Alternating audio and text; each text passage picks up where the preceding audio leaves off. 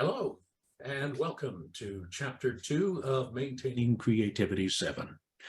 My name is Scott Walker, and I'm the Executive Director of CSARN, and like many of you, I am also an elder professional artist.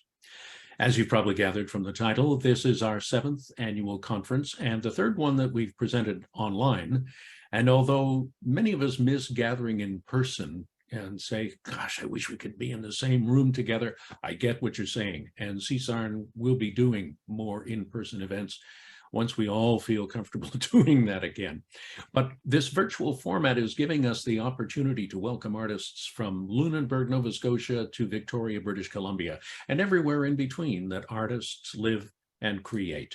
And we'd like to take this opportunity to acknowledge that we live and create on the traditional territories of Indigenous peoples who have cared for this land, now called Canada, since time immemorial. We acknowledge this as part of our covenant with First Nations to share, protect, and preserve the land in the spirit of peace and friendship for ourselves and for the future generations of all our nations. The role of the elder artist in a rapidly changing world, that is our topic today. How rapidly is our world changing? Well, one only has to look at the revolving door at 10 Downing Street in London over the past 2 months to see a prime example. It's great for moving companies, but not if you want stability in government. Actually, there's a great meme going around on social media. You may have seen it. It's a picture of the latest Prime Minister, Rishi Sunak, shaking hands with King Charles, and the caption reads, Prime Minister Sunak saying, "I'm the replacement for Liz," and the King replying, "So am I." Arts and comedy making light of an otherwise unstable time for Britain. The arts have always been part of any seismic moments in history. We'll talk more about that today. Now, here's how Chapter 2 is going to unfold. I'm going to welcome our guest moderator in a moment. He will introduce each of our guest stars and invite them to make an opening statement. They will discuss today's topic, and then we'll take a 10-minute break and begin our breakout sessions, which are like our online salons, our on-salons, as we call them. Each breakout will have a moderator to guide the discussion, and it's a chance to chat with our artists from across Canada about today's topic or anything else that's on your mind. Each breakout, as I say, will have a moderator. It will last about 40 minutes, and then we will all gather back together to find out what each group talked about, and then sum up and wish you well until the next time, which is a week from today. Now, this is the first time we have welcomed a guest moderator, and what a way to start. He is a columnist with the Globe and Mail, whose musings I always look forward to reading. He's the author of more than a dozen books, ranging from Governor General Award-winning children's book, The Landing, to the Shaughnessy Cohen Prize-winning profile of Stephen Harper. Please welcome John Ibbitson. John, pleasure to have you here. A pleasure to be here as well. Thank you so much for inviting me to be here today. I'm looking forward to moderating this panel with 3 distinguished senior artists in both senses of the word. The first is Nikita Carter, who is a musician, actor, and author from Vancouver. As well, Vera Frankel is a visual artist from Vancouver.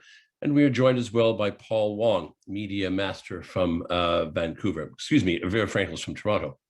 I guess we'll begin with Nikita Carter. Each of you has been asked to offer a few short words of introduction, and then I'll have a couple of questions to ask, and we'll go from there. Nikita, are you there? Yes, I am. Hi, nice to meet you. Nice to talk with you, John. Hi. So we're talking about the role of the elder artist in society. As one, let me just ask as a kind of kickoff question. How have you found that your evolution as an artist has accompanied your evolution as a person aging through life? Well, that's a very complex question, and I might have answered you quite differently a few years ago. My life shifted dramatically about 10 years ago with a head-on car accident, and it got me thinking about my mortality in a more tangible way. And it shifted a number of different things in my life. And so that would be a real turning point in my perception and my goals of what I do as an artist who's been practicing, I guess, since the late 1960s. So here is one case then in which events in life, in this case, a traumatic event, shifted the way you perceive not only your life, but then let me ask as a supplementary, how did it affect the way you perceive your art and practice your art? Well, I kind of wrote a little spiel about all of this, but I will just kind of cherry pick a little bit to give some clarity. After my car accident, I had a number of things happen in very short order. And out of that reflection and growth came a gender transition at age 63. So that happened 7 years ago. And so that has shaped how I perceive everything in society, gender roles, artists' roles, and my place in that. And it's illuminated insights into how to approach thinking about that and how to talk about that with people. And my position in my community as somebody who was a producer and educator, and my role changed, and how people saw me and my relationship with them socially changed dramatically. And I went from being someone who was perceived and respected to being someone who is unembarrassedly marginalized and dismissed. So that is really interesting to observe and makes me think differently about the stories that I tell and what my values. It has made me reassess how I talk about what's important to me. Very last question then, and we will go on, but it is fascinating. This process of trauma and this process of discovery, this process of marginalization, has it enriched your art today? Are you, this sounds like a rather naive way of putting it, are you a better artist for what you have experienced in the last decade than you might have been otherwise? Oh, unquestionably. I feel more balanced. I feel more centered in myself as a person, as an artist. Despite the challenges, I'm happier than I've ever been. Happy is maybe not the best words, but I feel connected, unlike I've ever been before. And so it allows me to really go inside and find my my motivation and my stories being connected to what my values are. And so that it's, yeah, I would say I'm much more connected as an artist, and on the path of talking more meaningfully about my work. That's fascinating. That's a pretty rich way to start this this discussion. Vera Frankel, do we have you here on this miracle of Zoom? Is Vera with us? Yes, I'm here. Ah, here we are. One of the ways in which I at least demonstrate that the aging artist is also the artist grappling with new technologies, including virtual meetings. But we are talking about how we as artists have aged and how the process of aging has affected us as artists. And let me just throw that very open-ended question to you. How have you, as you've grown through your life, changed as an artist, and how would you say that change in me as an artist is related to the way I have changed as a person and aged in life? I think that's a wonderful question. It, however, catches me by surprise because I prepared a statement. Then why don't we just do that? I'm sorry, life is improvisation. In the case of Nikita, we ended up having a conversation. Well, why don't we hear you first and then go from there? Well, thank you, John. I want to start by saying how moved I was by Michaëlle Jean's keynote speech and her eloquent descriptions on the role of the artist in the life of the culture in general. And I was particularly interested in her view of the importance of art practices in revealing and resisting injustice. And her words give support to some of my concerns, which I'm going to mention now. I leave out the personal things that I had written, which I can come back to.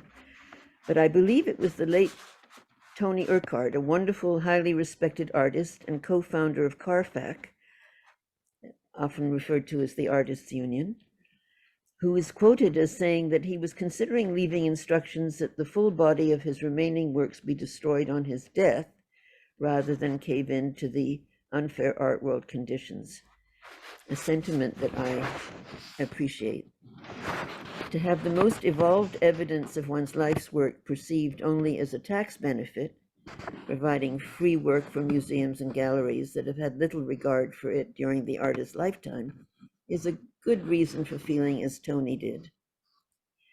The theme of this chapter of the conference is extremely interesting, particularly in a world where children at the elementary level are saying that their prime ambition is to become an influencer in social media and to have that influence monetized. Vera, sorry to interrupt, but someone is rustling papers and that person should move. Whoever that person might be. That might be me. I will not rustle. Like so many of my senior colleagues, much of my time is consumed by various forms of mentoring, whether working with and writing in support of younger artists' job or grant applications, or at the other end of the spectrum, offering tribute to anniversary celebrations of surviving artist-run organizations. In short, aside from flattering requests to bear witness to arts organizations' survival, or to write for catalogs, speak at anniversary celebrations, or serve on a panel, most senior artists in Canada are either instruments for the ambitions of others or invisible. Rarely is that contribution remunerated. In the opening breakout of this conference last Monday, the one thing my colleagues from all regions of the country agreed on is the constant invitation to do pro bono work as if we don't need to eat, pay rent, or buy art supplies.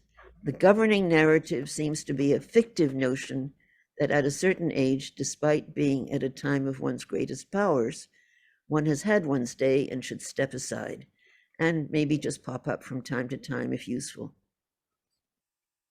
Regarding posthumous art donations to museums, I'm reminded of the words of Chief Inspector Jane Tennyson in the TV series Prime Suspect. She's upset that her supervisor is denying assistance in solving a murder.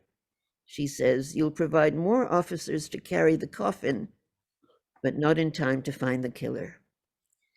Whether the analogy to finding a killer is relevant, we can discuss in our breakout session. But the official institutional priorities of lifetime denial and posthumous show are familiar. Now I'll skip to the end.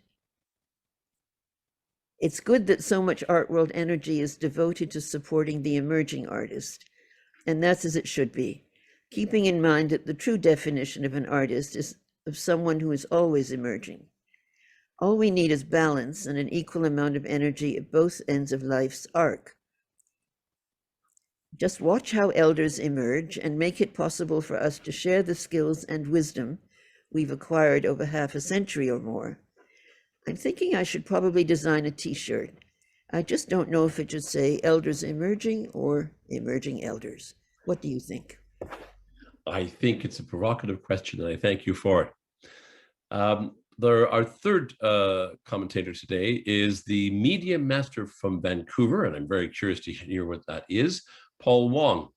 Mr. Wong, are you there? Unfortunately, it's Scott Walker, John. Unfortunately, Paul is not with us. I don't know why. I don't know what happened to him. He's in Vancouver, and I could say that it's far too early for an artist, but Nikita's with us. So I'm willing to jump in just to make a fourth so that we have an even four, if you wish. And if Mr. Wong joins us, then he will join us. Exactly. Let me ask you an open question to all of you then. I remember when I was, I think it was around 30, and I was having a beer with a friend of mine. In those days, I was an aspiring playwright. And he was also an artist. And he said, I can feel it happening. My knowledge of my craft is going up and up like this. And my creativity is going down and down like this. And there's going to be an intersection when I have enough craft and I have enough creativity to actually produce something, and then it will all fall apart.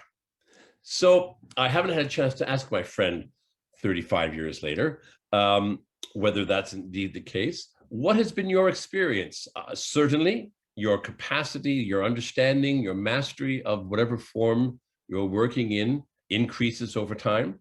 And certainly, the kind of explosions of ideas that we had when we were teenagers and in our 20s and young, where they were just coming like this and this and this and this, except you had no way to really understand what to do with it. How did that transpire? I'm going to start with you, Vera. Over time, how did you find the marriage of increasing craft and I will not say whether it was decreasing creativity, influenced the control that you had over your art and your ability as an artist? In other words, how good are you when you're old compared to how good you were when you were young? I find that an interesting intersection to consider. It never occurred to me. I've always seen the journey being onward and upward. The one thing I can say is that the resources to make the art have diminished. That ageism and misogyny are factors in the support systems that we have in Canada. Nikita, what would you say to that?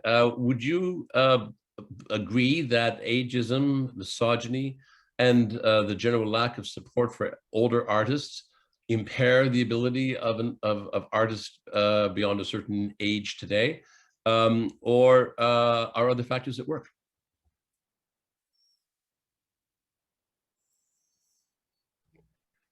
That's a very complex question, just in itself.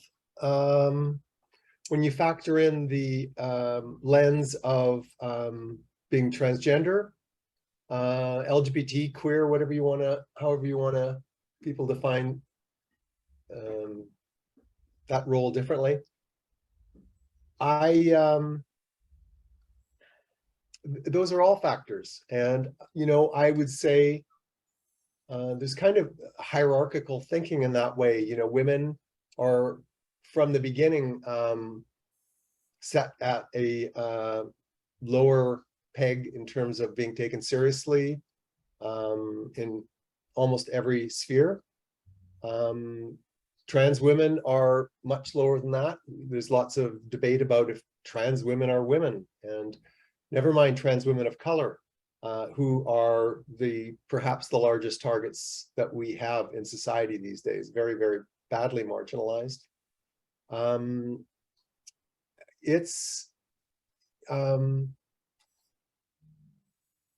One of the things that I had growing up as a privileged white male, educated, half decent looking, till the age of 60, and then 63, coming out of a cocoon, as it were, I have a perspective on what it's like to be deferred to and to understand the power that is offered to white males.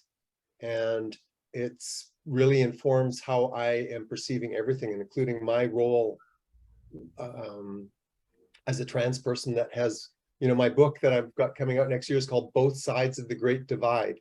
And I really feel like I've walked on both sides of the Great Divide, even though it's only been 7 years for me as a trans person. I've learned a lot. I've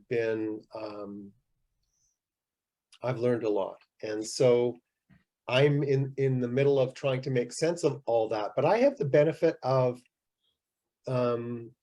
after some years of being timid and not knowing how to inhabit my new role and have congruity or have some sense of balance with my old knowledge and lived experience, I'm accessing that strength that I had before, that privilege that I had before, and knowing how to use it for new goals. And I was an artistic director for over 20 years and was an advocate for the arts. And now as I understand how advocacy works to some degree, I'm bringing that to be in service of women and trans folks and queer folks, and trying to do my best in a social sense through my work to lift up those that need lifting up. And that's not to disadvantage others, but I just feel like I'm in a different place about being of service. And so that gives me a really different role about what my values and goals are and what my intentions are in the work that I choose to create. And so I've taken on a lot of new things. I used to be a writer, but I've never written in long form, and I'm writing this book and it's a real challenge. I'm articulate and smart, but it's another thing writing, as you know, John, being an award-winning writer, how to put together the arc of a longer progression of idea, or certainly in terms of describing it. So I'm learning a lot of things. I'm a composer who's written large pieces and toured and traveled and blah, blah, blah. So I'm really in the middle of reassessing a lot of these things about the questions you're talking about aging and ageism, how short life is. I'm 70 in a few months, and I see the end of the runway, as many of us do. And I'm saying, well, so with the time I have left, what is the most meaningful way to spend my time? And how can I have this awareness and wisdom?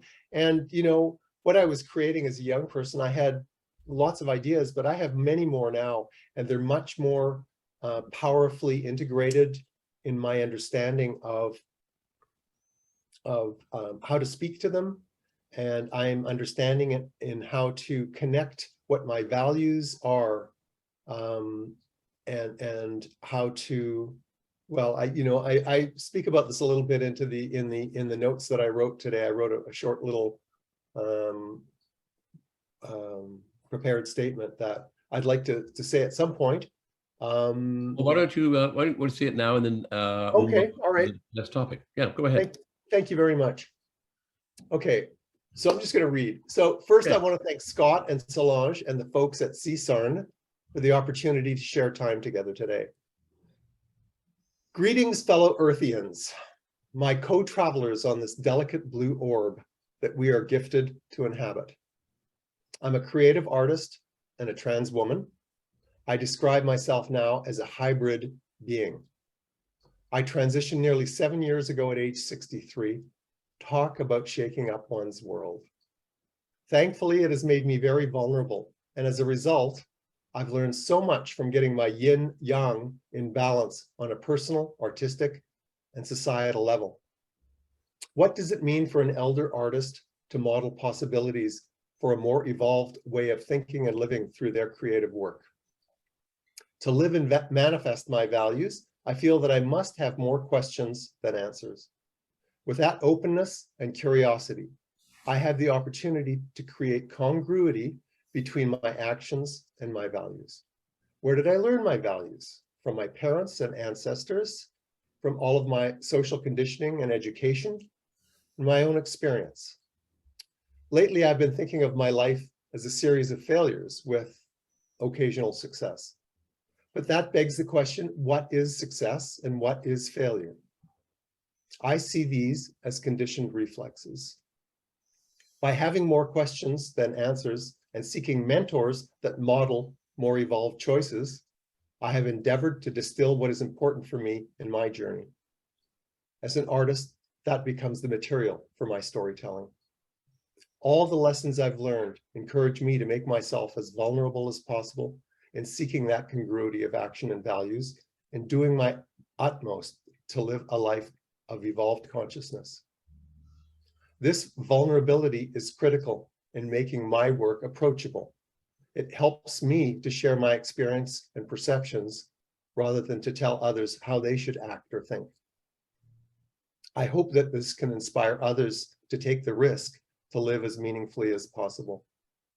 We each have our own path to follow, and hopefully we can learn from seeing other seekers illuminate their understanding. As a 16-year-old youth, I threw myself into performance with abandon and set about to master my craft. In retrospect, my naivete and sincerity were tender and touching. I followed my empathetic nature and found the convoluted path of a being that was and is a hybrid, but didn't understand that yet. I embraced and learned from the inspiration of the great artists that touched me and the teachers that left their imprint on me that still guide me today. I fought for approval and followed a path that had both discipline and recklessness in equal measure. Of course, I realized more than half a century later, it's this impetus of innocence that gives one the courage to persevere in the face of impossible odds in a society that often does its best to crush that spirit and shape it for more nefarious purposes.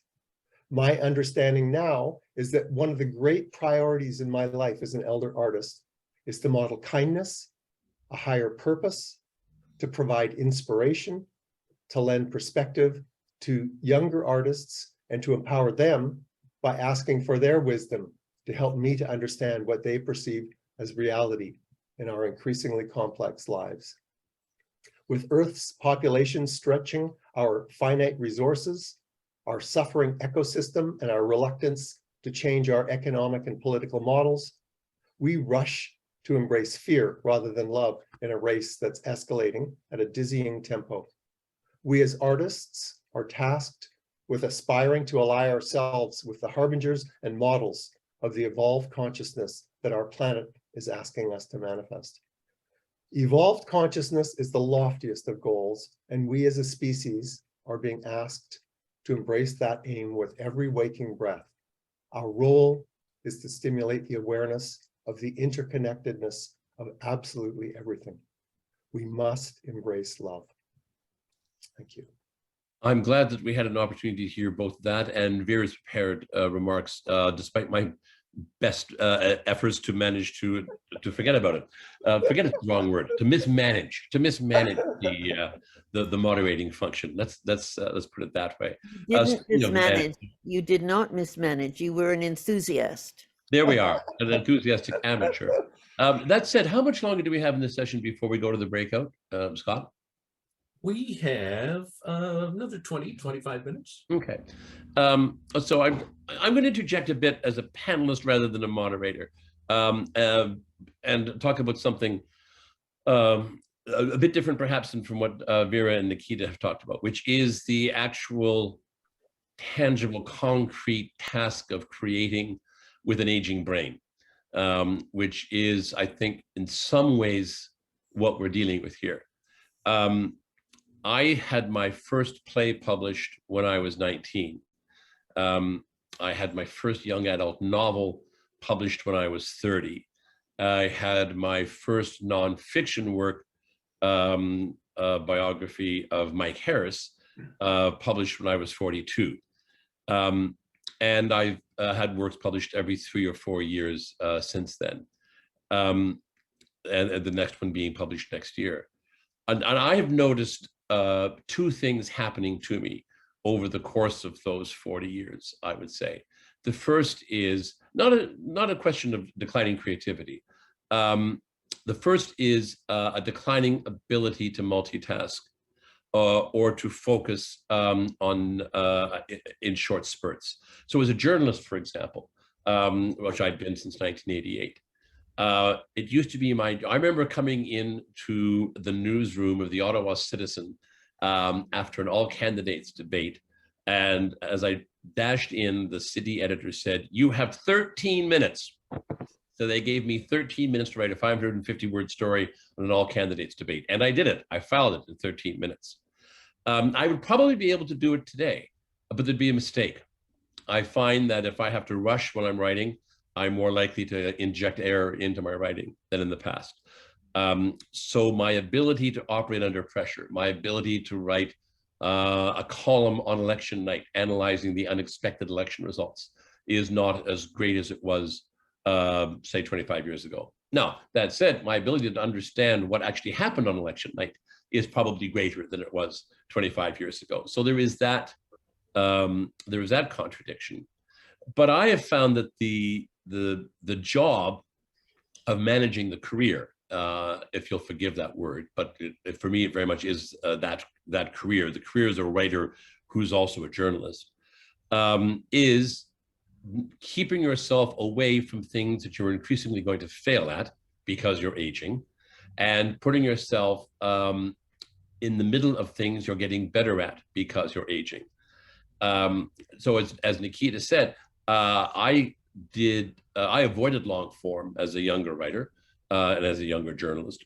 I preferred the very fast-paced clip of daily journalism. Now I avoid that like the plague, but instead I'm working on 140,000, 150,000 word books, something I could never have done even 15 years ago. That would have been beyond me. So I would suggest, and then I'll throw this out to Vera and to Nikita for their response.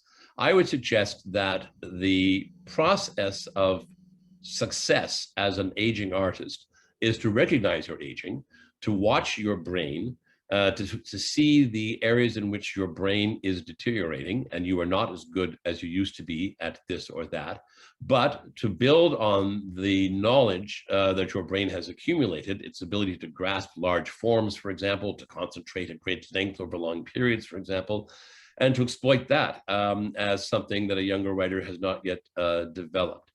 Nikita, and I'll start with you, Vera. Would you say that you've observed that in your creative development as well, or am I just full of it?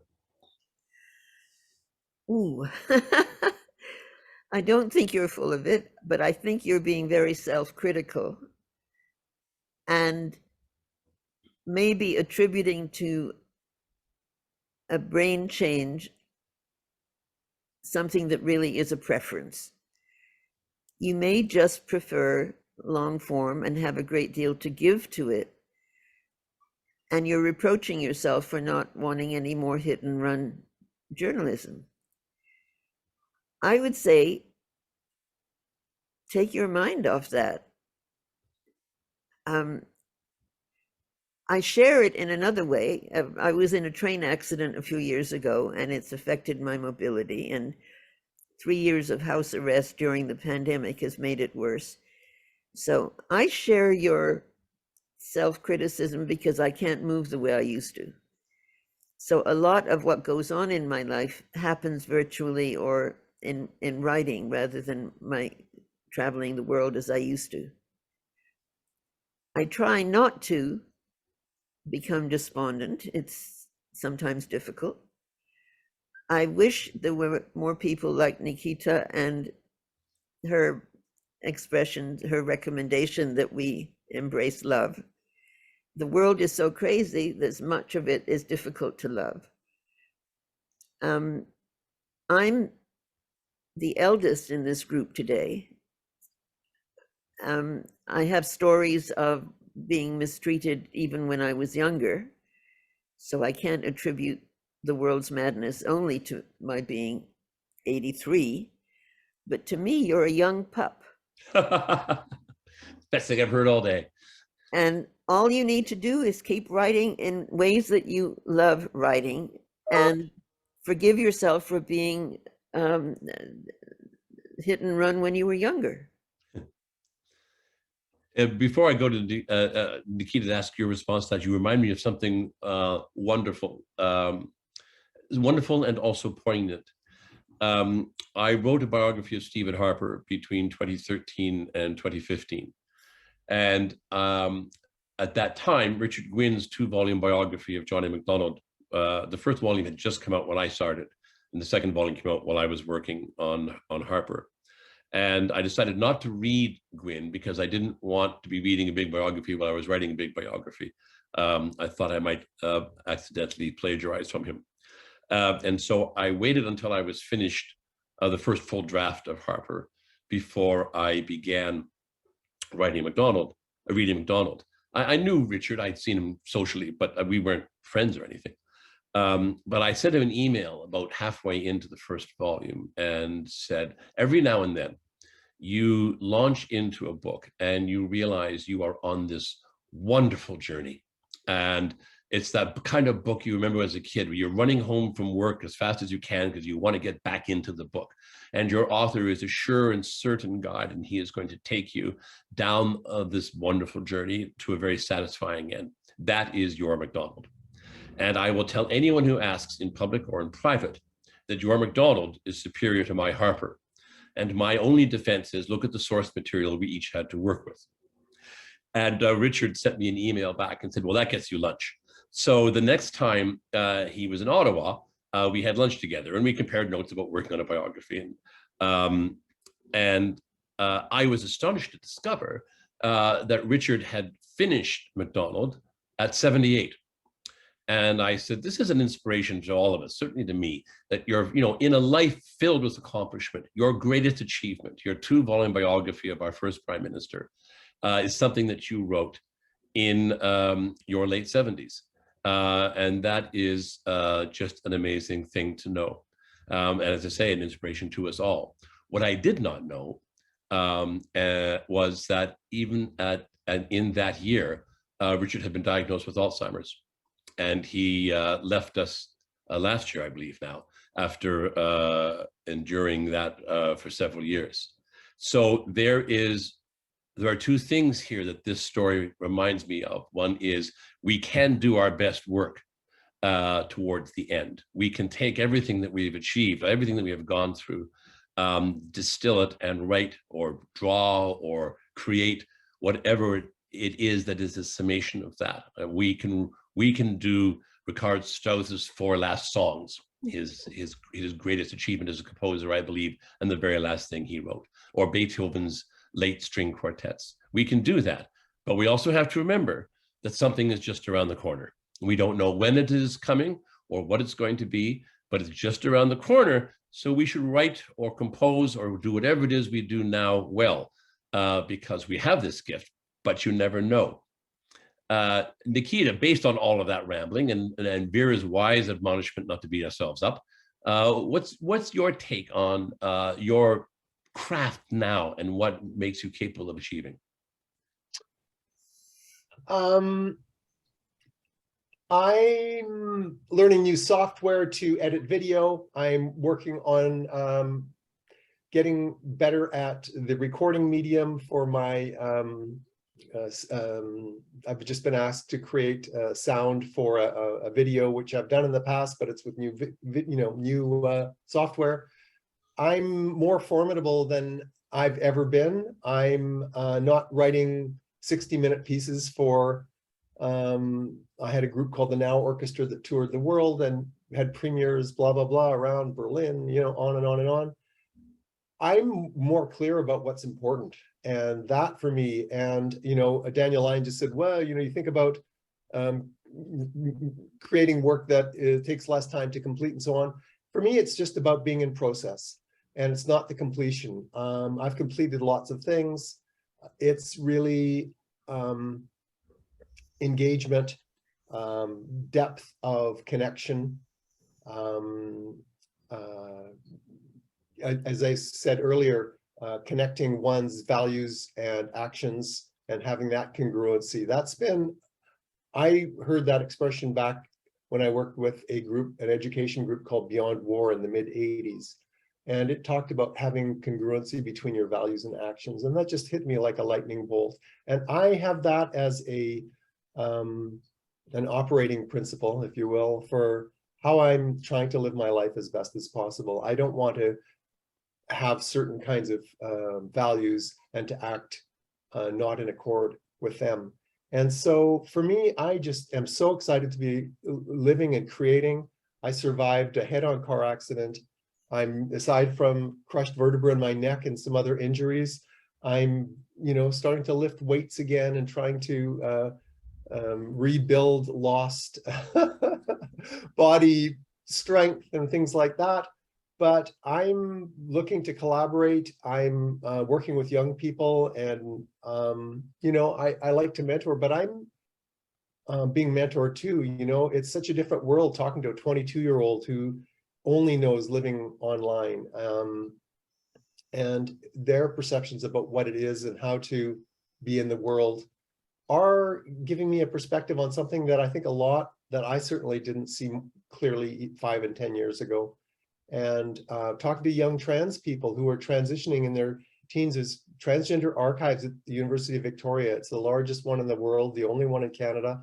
And hearing young people transitioning in their teens and what they're dealing with and what they're perceiving, that's part of the picture that I feel is really important to be open to, and to not be a, I don't want to be a smarty pants know-it-all. I've been around, I've seen it all, I know better than you. I don't know shit, I'm just trying to figure stuff out like all of us. And as I say, I'm really glad to be alive. I'm glad to have juice. I feel like I've still got the same juice I had when I was 40. I'm just clearer on what it is I want to do and why I want to do it. I can write pieces for a large ensemble, but to get a band together, to get money to tour and to get grants and do all that shit, I just don't, I learned how to do that. I understand. I'm in a different place. I want to change my consciousness, and I want to be part of the change that, as I said, we're being asked to make. I really feel like our species is in real big trouble, and our planet is in big trouble. And so that is, for me, is the job one, as Ford used to say. It sounds like it's the Beethoven string quartets for you. Something like that, yeah. Scott, I'm flipping the roles, and I've pretty much done my role as moderator and sometime panelist as well here. Do you have any last thoughts you'd like to make before we adjourn this session and you move to your next session? Yeah, as a matter of fact, I'd like to respond. Thank you, John, to what a few people have said. John, you mentioned your friend talking about creativity declining, but craft rising and intersecting. Sounds like a graph that I learned in first-year economics, but I would tend to disagree with your friend, because there was a study done 12 years ago now, or at least the results were published 12 years ago. It was called this Senior Artist Research Project. And it was the document that led to the formation of CSARN. And it found that, amongst other things, fully 76% of elder artists say they never intend to stop creating. And in fact, they feel that they're doing their best work now. So the creativity hasn't declined. Some of them say their best is yet to come. I think Richard Gwynn is a perfect example of that. And we have lots of others as well. So I would say creativity continue. Well, the tagline of CSARN is because creativity lives forever. And it really does. And many of the artists in our community are living proof of that. Nikita and Vera are prime examples, I think. Couple of other things I wanted to say. Nikita, you mentioned failing, that your life has been full of failures. And that reminded me of one of our consultants, our associates at CSARN, David Ferry, who's with us today. His tagline on all of his emails is try again, fail better.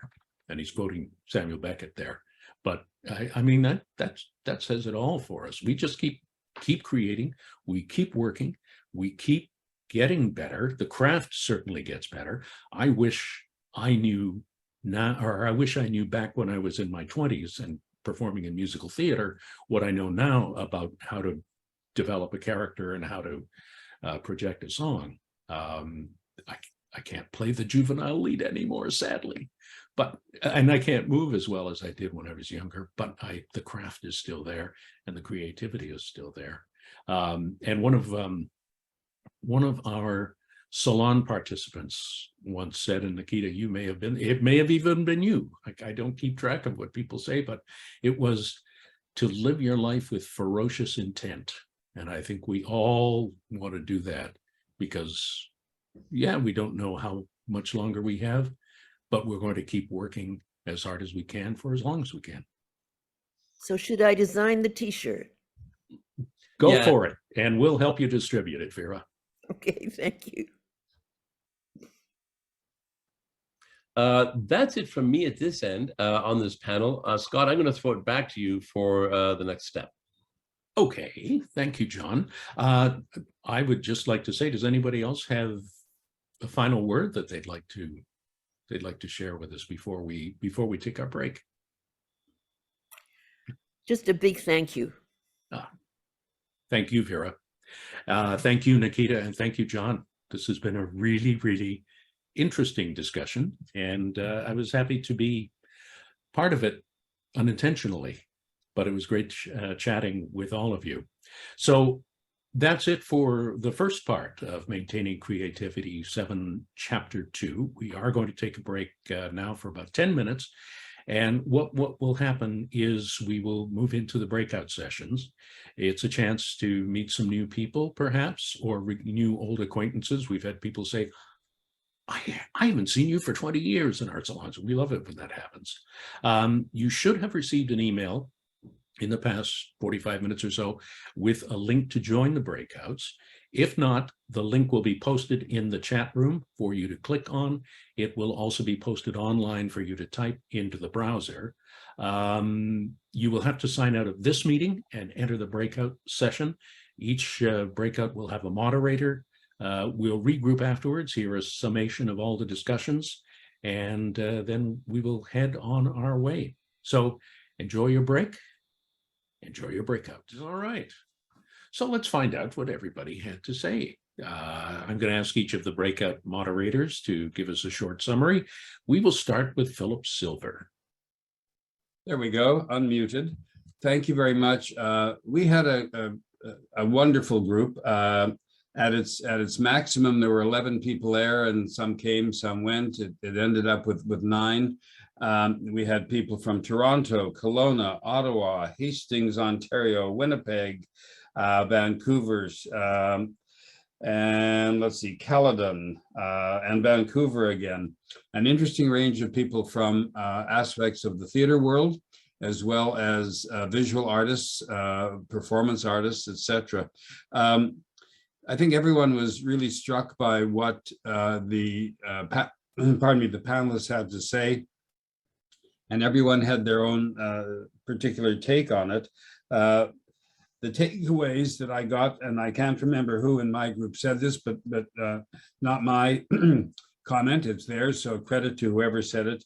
We're at a point where you don't want to use the word retirement, you want to use the word reinvention as we go forward, and finding new ways to promote our art and finding new arts inside ourselves.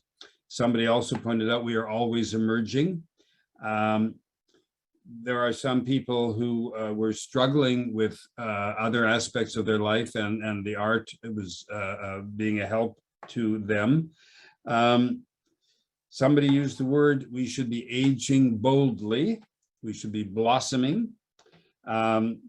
Vera, we were very lucky in that Vera joined our group in the latter half and was able to talk more about the sense of marginalization and dismissal, which first Nikki had mentioned, and then Vera picked up on that from the point of view of, here's someone like herself who is an established artist, well recognized internationally, and still awaiting a reasonable recognition by some of our national organizations. And at CSARN, we've talked about things where this concentration by Canada Council and others on emerging artists is tending to work against those of us who are senior but still emerging. And with that, I'll end, and you can go on to someone else. We had a really great group, some good laughs and some deep thoughts. Thank you. Thank you, Philip Silver. Yes, and one of our mentors, Honey Novik, in one of her remarks some time ago said, retire is what I do when I go to bed at night. So good on you. I wrote that down, and I knew I would use it again, and this was the chance, but I'll use it even more. Dan Lyon. Unmute. Here we go. So thank you for the opportunity to moderate. We had a great session. Our group was geographically diverse, but didn't represent the full breadth of Canada. So we went kind of from Calgary, well, from Toronto west, including Calgary, and several people from Vancouver and the islands. And it was a great group. I felt that we had a lot of fun in addition to raising important issues. And in fact, the very first thing, or among the first things that was said, is something dear to my heart, which is just that the very act of having these sessions, so this conference and the Onsalons and so on, tends to take people out of their funk, their depression, whatever you want to call it, and focus on the muse, focus on the positive aspects of aging and the ways in which elders in the arts can continue to contribute. So I'm paraphrasing what was said, but it's one of the reasons I think CSARN is so important, is that this really saves people's lives, emotionally, and to some extent artistically, maybe even physically. We had a substantial discussion about some buzzwords like emerging, which it sounds like Philip's would probably be on side with some of the things said in Philip's group as well. And working and living according to your values, as was raised in the presentations this morning. We talked a bit about marginalization and how almost every group is starting to feel marginalized. And part of that relates to economics, potentially, because we are in difficult economic times and the pie does not seem to be expanding, it seems to be shrinking. And therefore, people are at odds with each other instead of, focusing on collaboration and the more positive aspects of life. We talked about economic pressures of being an elder in the arts, such as the financial pressure of going to a bank and being told, well, at your age, we're not inclined to increase your line of credit. And the historical problems that artists have, which is an inconsistent income, that even if in some years the income is quite substantial, in other years maybe it isn't. And the traditional banks anyway are not motivated enough to be flexible in terms of the needs of people, especially elder people who work in the arts. We talked about the satisfaction in finishing projects and the satisfaction in increasing focus on activism and change, not sitting back, not going quietly into that good night. And some of the opposing pressures, the pressures on elder artists to stay in their lane artistically. If you're a visual artist, maybe the galleries are saying, give us what you gave us 10 years ago. We're not really interested in the new stuff. And it could be the same for a writer or people involved in other arts. One member of our group coined the term re-emerging artist, which we spent a bit of time talking about. It was wondered whether, well, if you're re-emerging, does that mean you stopped emerging at some point? And anyway, that may be an interesting concept to noodle at greater length. And I'll just end by saying, our group was very keen that there shouldn't be so much focus on chronological age. Shift the focus of the granting organizations, shift the focus of society at large. And this is very much in keeping, of course, with the whole mandate of CSARN: creativity lives forever. Thank you. Thank you, Dan Lyon. Bob Underwood. Thank you, Scott. We had a wonderful group of participants, about 10, and not West Coast, sort of Saskatchewan East, and lots of representation from the Maritimes, which I always like. But we had visual artists, we had fabric artists, we had performers, actors, union activists, we had a composer, we had a musician, a very accomplished musician, So we had the whole breadth of artistic genres represented.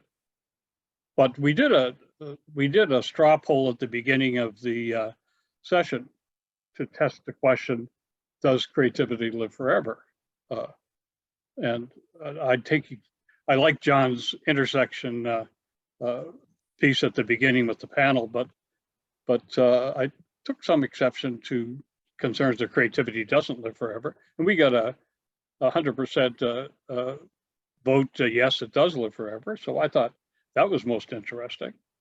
And people still felt, and we were given lots of interesting, particularly in the music category, that very famous people had done some incredibly marvelous artistic endeavors at very advanced ages. We had one of our group participants who was quite remarkable, almost 90. She is graduated from a kind of a seniors retirement residence, and she moved out and she said warehousing seniors is not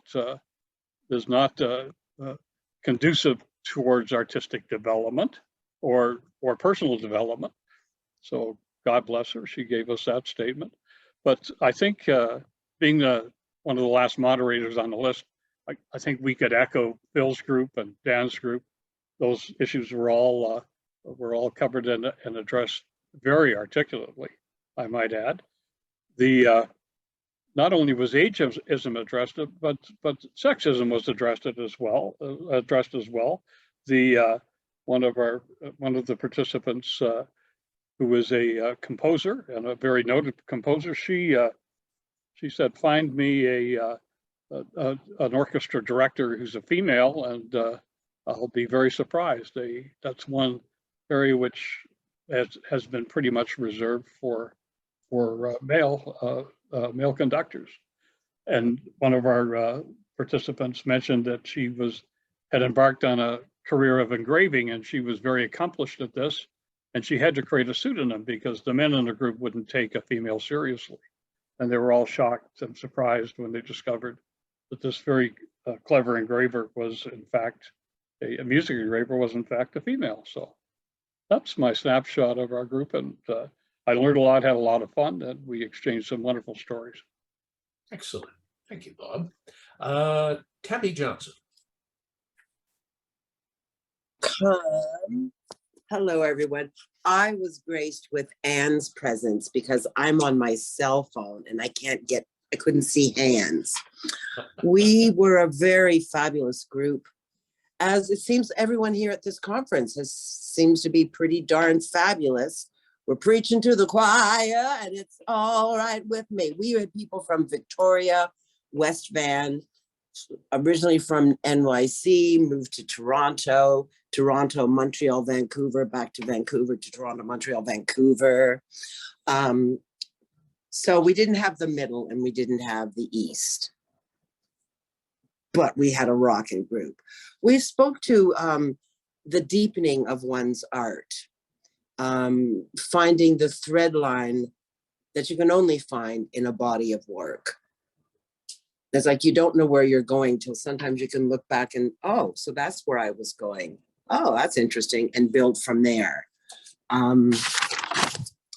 We had a really interesting conversation about tax structure, and Tony Only's name came up on several times. We had a lot of visual artists. And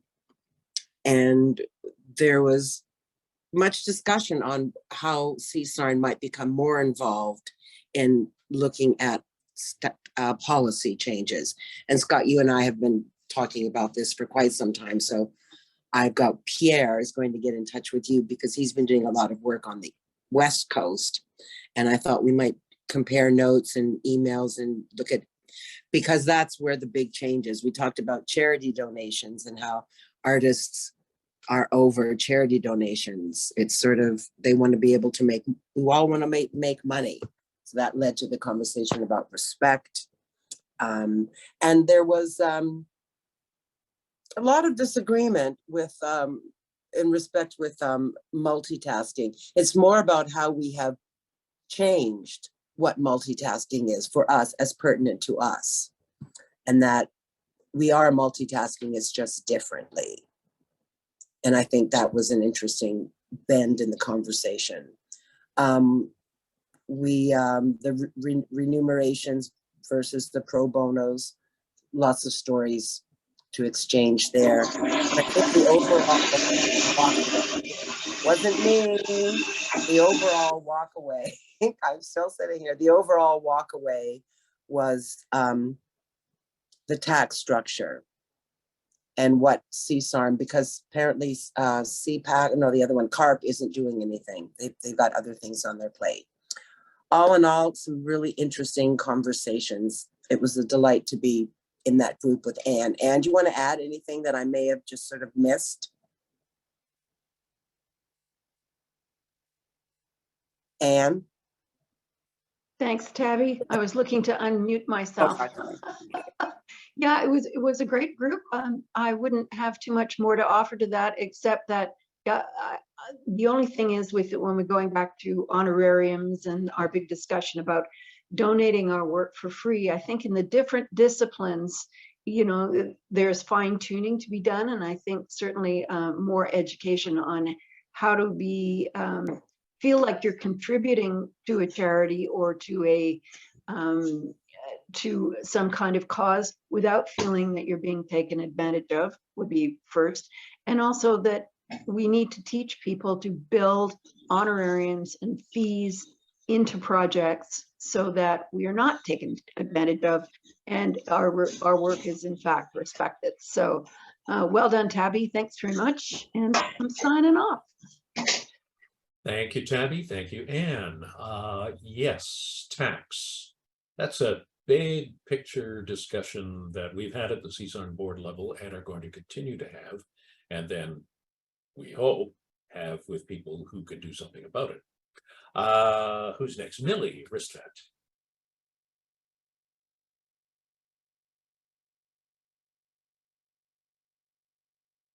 Are you there, Millie?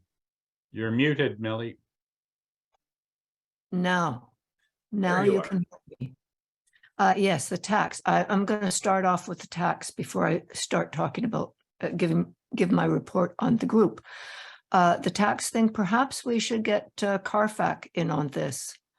They were responsible for the exhibition rights, which are so bloody important to visual artists for public galleries. And this and also the artist resale right, which they're about to get through. And this should be their next big project, is getting involved in the tax structure along with other bodies, of course. Okay, I will leave it at that for now, and I'd be very interested to hear what Pierre has to say on it. Our group was, I'm happy to say, overloaded with visual artists. So there you go. And of 8 of us, there were 4 visual artists. And but there were musicians, there were writers, there were actors, script writers, there were craft people, and they ranged from, I think it's Pender Island to Nova Scotia. Missing is Manitoba and Saskatchewan. That's missing. We did have someone from Alberta and a couple from Toronto.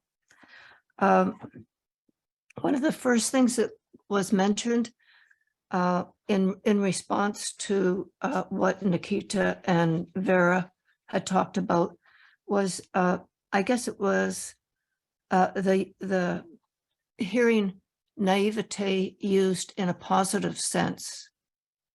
And I had picked up on Nikita's use of the word innocence. And I really like that. And the idea that, I mean, a lot of discussion came out of that about how sometimes naivete in the early part of your career is necessary so that you don't really see what you're up against. And if you don't really see what you're up against, you're liable to just walk right into it or through it if you're lucky. And then we talked about how we feel now as senior artists, how we have more confidence. And someone mentioned that they're now finding their authentic voice is starting to emerge. And someone else mentioned that they've learned to think in terms of pleasing themselves first, instead of thinking about what anybody else thinks about what they're doing. All of these are things that are processes that develop. And one of the takeaways was that compared to the younger artists, we now have a perspective. We can look back on our own careers, and we can look back on the art discipline that we're involved in. We can look back on the entire world that we've lived through with this broader perspective that really adds to that confidence. We talked about activism, and it turns out that so many of us are activists still in different ways than we would be in our 20s, 30s, 40s, perhaps, but we're still activists. Someone brought up a book. We talked about marginalization, and specifically, I guess it's in, well, okay. Somebody mentioned a book called Bullying in the Arts. Imagine somebody actually wrote a book called Bullying in the Arts. I can't remember who the author was. I can't remember who brought this up, but obviously something worth checking out. And I suppose that probably pertains mostly to performing arts,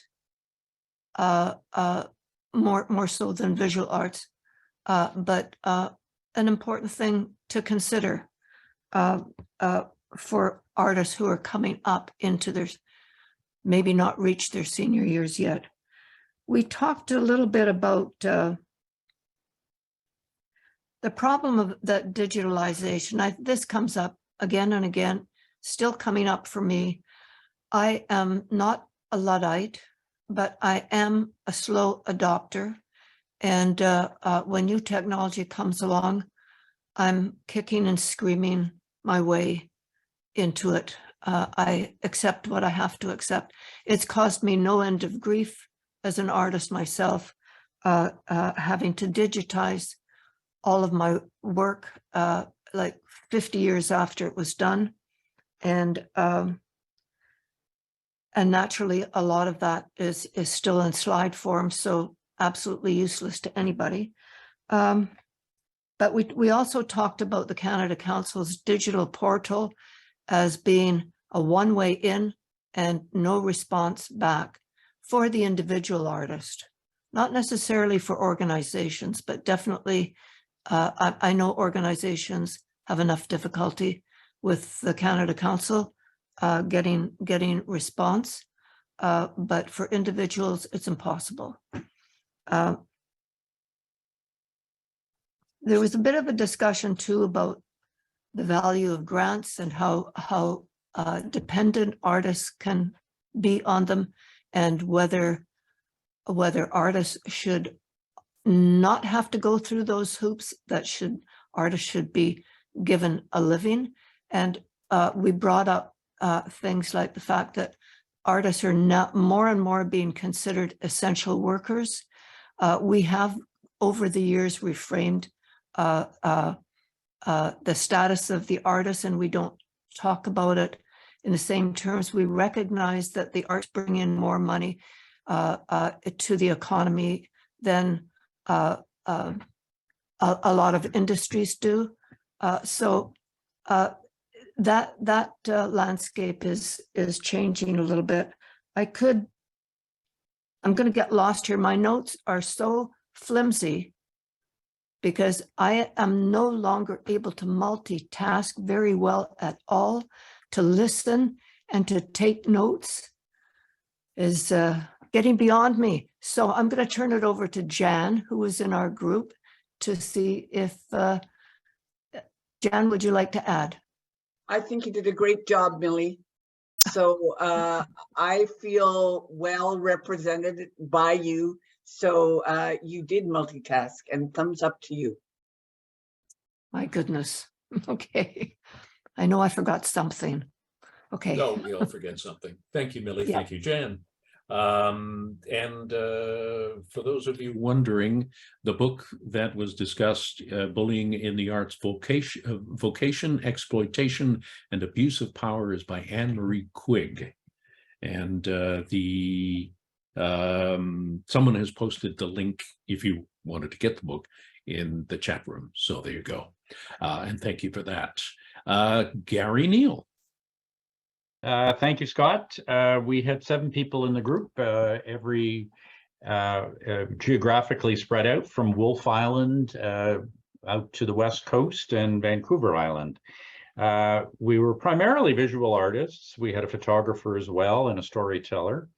And we touched on some of the same themes, obviously, as everybody else. We talked a lot about, or a number of people resonated with the physical challenges that involved in the aging process, as described by a couple of, from our panelists, that so health issues are important, and somebody used the word pacing. You need to pace more properly as you age.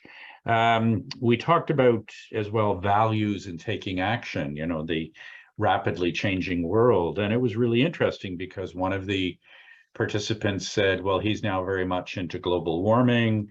Another one in the last few years has been doing work with respect to violence against women. And another one was doing work around the aging body and the aging process itself, the physical aging process. So very interesting that their art is now being integrated with some of these values. Interesting on the question of funding, because we had a couple of people in our group, I think there were 3 people out of the 7, who say they have recently gotten grants from the granting bodies. So it wasn't as much of a challenge as perhaps some other people have, or rather one of them said, well, what I had to do is I took it upon myself to speak with the granting officer and say, look, is it going to be worth my while to even bother applying here? And so with being very forward, she ultimately achieved some success. So that was interesting and a little bit different take than some other people have had. There was also discussion about relating to younger artists and the importance of that. And so several people made a significant point around it. And a suggestion came from the group, Scott, and I'll finish with this, that maybe we should contemplate with some of our one or more of our on salons and trying to organize an intergenerational conversation. So involving some young artists as well as some senior artists, and that it could lead to some interesting dialogue. So that was it.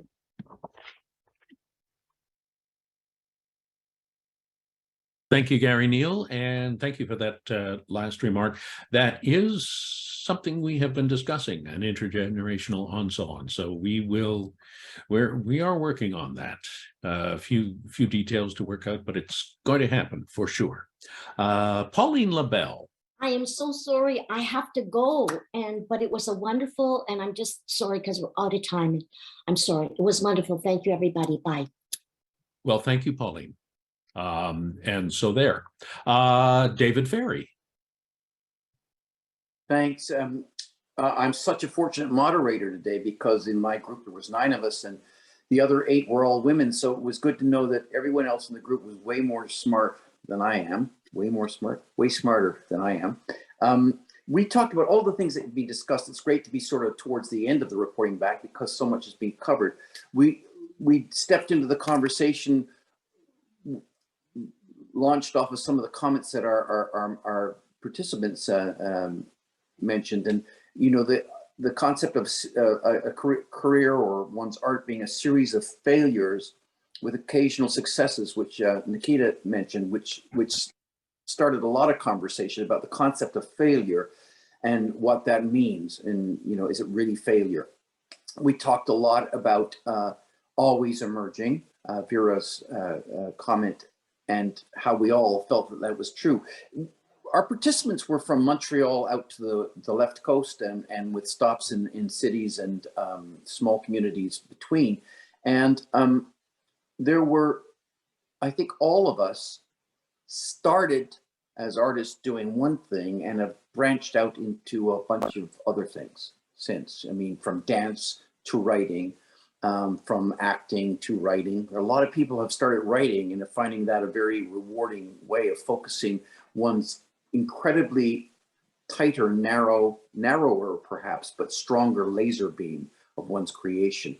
And that whole concept that you've all reported back about taking one's energies and marshaling them more efficiently as our craft gets better. I think we all disagreed with the comment, and as you did, Scott, that that intersection of declining creativity with increasing craft. And I think in John's defense, he was talking about a conversation he had when he was younger and his friend was younger, because that might be something you would say as my creativity is declining. But personally, I think we all felt in our group that as our craft increased, so did our creativity and the quality of our creativity. A lot of people in the group talked about this concept of artists giving their work away, and this ludicrous concept that as you become an elder artist, obviously you can take care of your needs, therefore you'd be happy to donate your time. And I don't think anyone in our group had any time for that concept whatsoever. But at the same time, we're saying it's harder and harder to get funding. The arts councils do not necessarily look at elders as being a unique group that needs to have focus placed on them. And as Scott and myself have spent some time reaching out to the Canada Council in particular to try and make that point, one of the things that this digital portal that, you know, they have there, not only is the digital portal not give you feedback specifically, but the counselor, the arts officers at the Canada Council are now not permitted to give responses back to applicants on their applications. Once upon a time, you could phone up your arts officer and say, well, okay, I didn't get it. What did the jury not like? They can't respond anymore. You actually have to apply for a freedom of information request, with a freedom of information request, to get the notes from the jury's discussions released so that you can look at what they said, which to me is just ludicrous beyond belief. So like so much in our society, gradually the powers that be, the administrators of the wealth on some level, are restricting your ability to get to it. The one thing I am happy to know that is, unlike CUPE members that are contemplating a strike in the school system in Ontario, if we all decided we were going to pull our services, I don't think the Premier of Ontario would introduce legislation to stop us. Those are my comments. I'd rather suspect you're right, David. Thank you very much for that. Yeah, I never thought of that, but you're right. All right, that I think is it, unless we have missed a breakout group. Interesting, David, you brought up the topic of moving into a different art form, because that is going to be the topic of discussion 1 week from today. Chapter 3 of Maintaining Creativity 7 is going to look at shifting creative gears, and we've got a great lineup for you. Ben Heppner, former opera star and CBC radio host, former Young and the Restless star, and founder of the Real World Film Festival, and a member of the CSARN Board of Directors, Tanya Williams, and former stage and TV star, who then became a member of Parliament and is now a voice specialist, Lenore Zann. So it's going to be a lively discussion. Hope you can join us for that. We will also be announcing this year's winner of the Robert Johnson Visionary Artist Award at Chapter 3 of Maintaining Creativity. So be sure to join us for that. Thank you so much for being with us today. It wouldn't have been the same without you. It would have been pointless without you. And we look forward to seeing you next week. Have a very creative week. Be well, take care, and we'll see you Monday at 1 p.m. Eastern, 10 a.m. Pacific Standard Time for Chapter 3 of Maintaining Creativity 7.